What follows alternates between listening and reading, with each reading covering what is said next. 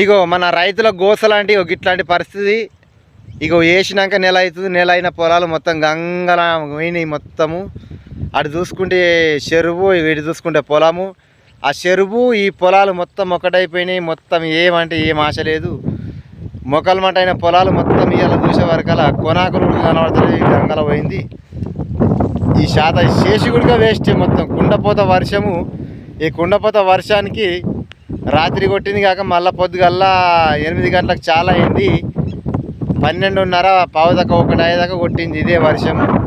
ఇప్పుడు చూసుకున్నట్టుగా అయితే మళ్ళీ చేనులకు వచ్చి చూసుకునే వరకు ఏమంటే ఏమీ ఆశ లేకుండా అయిపోయింది. మొత్తం పొలము గంగల పోయింది. మరి మా రైతుల పరిస్థితి అంటే ఇట్లున్నది, అల్ల కల్లోలం ఉన్నది. ఇక మొత్తం నా పరిస్థితి అయితే ఏం లేదంటే ఒక 50,000 రూపాయల పెట్టుబడి పెట్టినా 50,000 నీళ్ళ పోసినట్టు అయిపోయింది. అలా పరిస్థితి చూసుకుంటే అక్కడ చెరువు ఇది ఈ పొలం చూస్తే ఒక్కటేలాగున్నది. ఎట్లా చూడి ఇటు చూసుకున్నట్టుగా అయితే బండ బోరు మొత్తం పక్కన సైడ్ చూసుకున్నట్టుకుంటే బండ బోరు. ఇక ఈ బండ బోరు మీద పడ్డ చినుకు మొత్తం డైరెక్ట్ ఇంట్లోకి వచ్చి మొత్తం కుంటలు ఎండిపోయింది, చెరువులు ఎండిపోయింది ఆల్రెడీ. ఈ చెరువులు ఎండేసరికి అలా ఏమంటే ఏం ఆశ లేకుండా అయిపోయింది. ఇక చూసుకున్నట్టుగా అయితే ఎడుదూడు బండలే, మొత్తం ఎడుదూడు బండలే. ఇక ఇట్లాంటి పరిస్థితి ఉన్నది. మరి మా పరిస్థితి చూసుకున్నట్టుగా అయితే ఇట్లా గోస ఇక మాది. మరి ఇక మీకైతే కనబడుతుంది. ఇక ఇక్కడ చూసుకున్నట్టుగా అయితే ఇక చెరువు ఈ పొలం మొత్తం ఒకటైపోయింది. ఇక ఆకులు కూడా కనబడతలేవు, కొనలన్నా కనబడతలేవు. ఈ ఆకులు పొలం ఇక ఇది పోయింది. ఇక నీళ్ళలో పోసినట్టు అయింది. 50,000 పెట్టుబడి పెట్టి 2 బిగాల భూమి మొత్తం మునిగిపోయింది మొత్తం.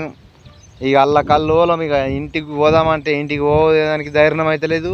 ఇక్కడ చేనులకు వద్దామంటే చేనులకు ఖచ్చితంగా ధైర్యం అయితే లేదు. చూద్దామంటే కూడా ఘోరంగా ఉన్నది. 2 ఎకరాల పొలం మొత్తం మునిగిపోయింది. మరి మన రైతుల గోసలు ఇట్లున్నది. మరి ఈ రైతు గోస అంటే ఎట్లా అంటే ఇట్లా ఉన్నది. కాబట్టి ఈ రైతు ఇప్పుడు ఏం చేసినా ఫలితం లేకుంటున్నది.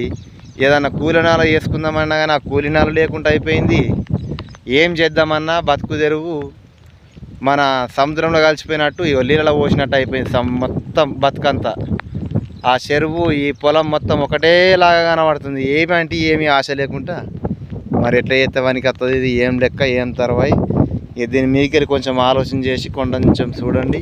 ఈ కుండపోత వర్షానికి బండ మీద పడ్డ నీళ్ళు చక్కగా డైరెక్ట్ వచ్చి పొలంలో పడి పొలంలోకి వెళ్ళి చెర్రవాయి ఆ చెరువులు ఎండి ఈ పొలం మొత్తము నీళ్ళు కలాస్. మరి ఇక మా పరిస్థితికి ఇట్లున్నది. మా రైతుల గోసలు ఏడ్చుడు, ఇక కంటికేటి దారులు ఏడ్చుడు ఉన్నది. ఇప్పటికీ 50,000 పెట్టుబడి పెట్టి కూర్చున్నాము. ఇవి నీళ్ళలో పోసినట్టే ఉన్నది. ఇక దీని మీద చూసుకుంటే మీకైతే ఆల్రెడీ కనబడుతుంది. ఆల్రెడీ ఆ చెరువు ఈ పొలం ఒక్కటైంది. ఓకే, ఇక ఇట్లాంటి పరిస్థితి మాది అయితే మాత్రం ఒకటే ఏడ్చుడు ఒక్కటే తక్కువ ఉన్నది. ఇక